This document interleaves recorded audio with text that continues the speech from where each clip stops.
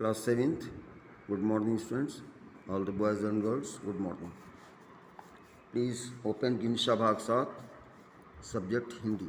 हिंदी की पाठ्य पुस्तक आप खोलिए और उसमें पेज नंबर 36 निकालिए। कल हम लोग 35 पेज तक पढ़ चुके थे। जो Hindi teacher's name is Pandit doctor Rakesh Verma Srivastava ji. उस काल में नारी बहुत दुखी थी। शरत ने पहली बार बंगाल की नारी को पालतू पशु डोमेस्टिक एनिमल की अवस्था से उठाकर मनुष्य के पद पर बैठाया। इसीलिए उनकी 57वीं 57th एनिवर्सरी जन्मतिथि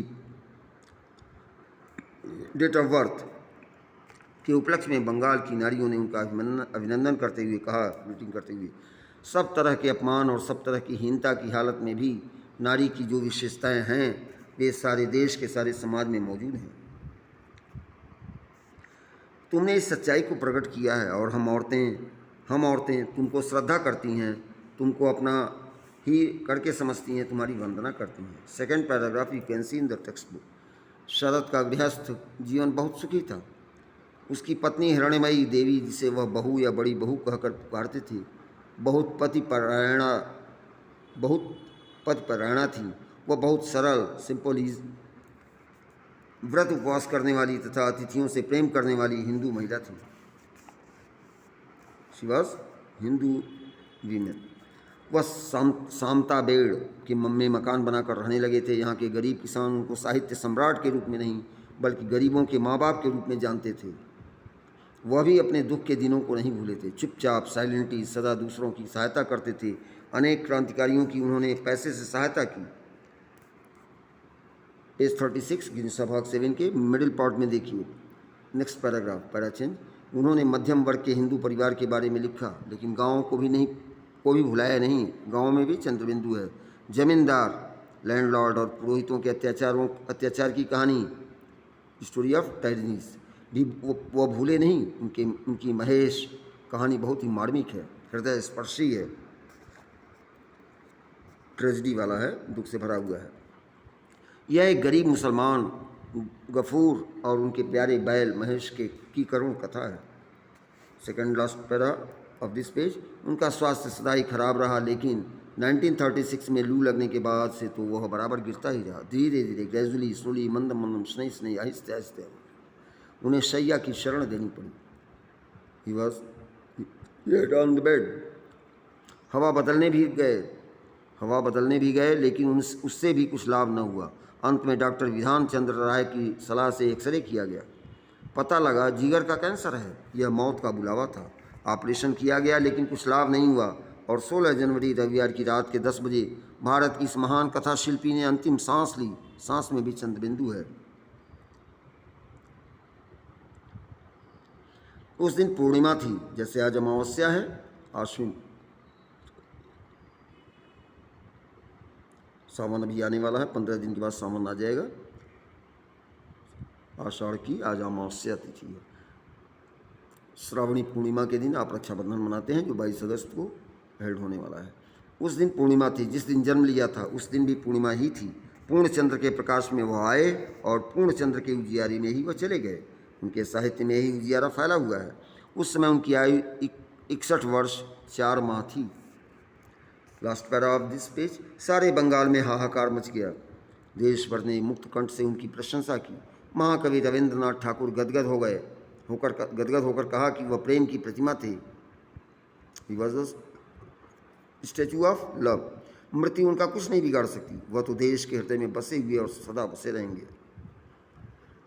last line of this lesson, ठीक ही तो है, स्टॉप, पूर्ण विराम, हरी पाई।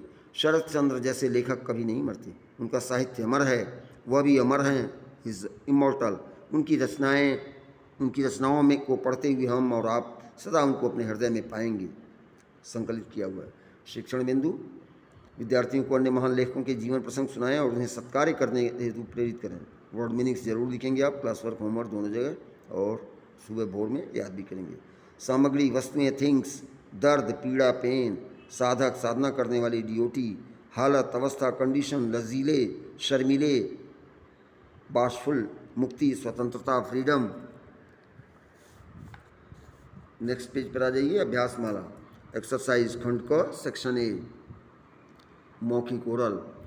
आंसर हम बता रहे हैं, सही सही आप टिक करते जाइए। सही उत्तर के सामने राइट का चिन्ह लगाइए। क लड़का था, कैसा था? शरारती, सीधा और भोला, दोनों सही, आराम से आप कर सकते हैं। ख शरद चंद्र के दादा थे वीर निडर, दोनों वीर भी थे निडर भी थे, दोनों को राइट कर दीजिए।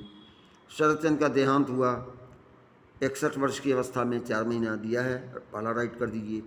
75 वर्ष रॉन्ग करिए, 55 वर्ष की अवस्था में क्रॉस करिए, 61 वर्ष 4 महीने। Second question you can see in the text book, निम्नलिखित प्रश्नों के उत्तर दीजिए। क शरत मछली पकड़ने की बंसियाँ लेने कहाँ और किसके साथ गया? ख परीक्षक ने शरत की स्मरण शक्ति का लोहा किस प्रकार माना? ग शरत की माँ कैसी थीं? घ शरत का जन्म कब, कहाँ और किस तारीख को हुआ था? अंग शरद चंद्र की मृत्यु कब और क्यों हुई? अब लिखित क्वेश्चन देखिए रिटन। क शरद चंद्र साहसी थे, इस बात को स्पष्ट करने के लिए लेखक ने क्या उदाहरण दिए हैं?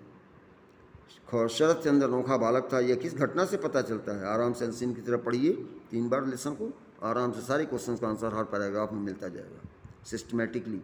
पहले क्वेश्चन का आंसर फर्स्ट पैराग्राफ, सेकंड का सेकंड, थर्ड, ऐसे आप ढूंढेंगे सब मिलेगा। ग पिता के और शरद के स्वभाव में क्या समानता थी? What is similarity?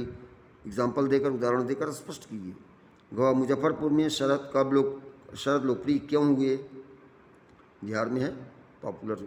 अंग शरद चंद्र को पशु पक्षियों से बहुत प्रेम था, यह किन उदाहरणों से पता चलता है? च शरद केवल लेखक ही नहीं, स्वाधीनता संग्राम के एक सेनानी भी थे, सोल्जर भी थे। स्पष्ट कीजिए, आराम से प्रूव हो जाएगा। शॉर्टकट उनकी लाइफ हिस्ट्री आप लिख दीजिए शरद चंद्र जी की। छाता वाला छ है। शरद एक लोकप्रिय व गृहस्थ जीवन में सुखी व्यक्ति थे, कैसे? प्रूव करिए मैथ की तरह, left hand side equal to right hand side, prove उसी तरह आप लिखिए।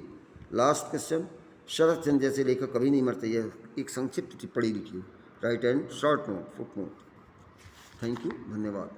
Please next page, next day हम लोग पढ़ेंगे पेज 38, निशान लगा के रख दीजिए, कल पढ़ा जाएगा मंडे ऑनवर्ड्स। Thank you.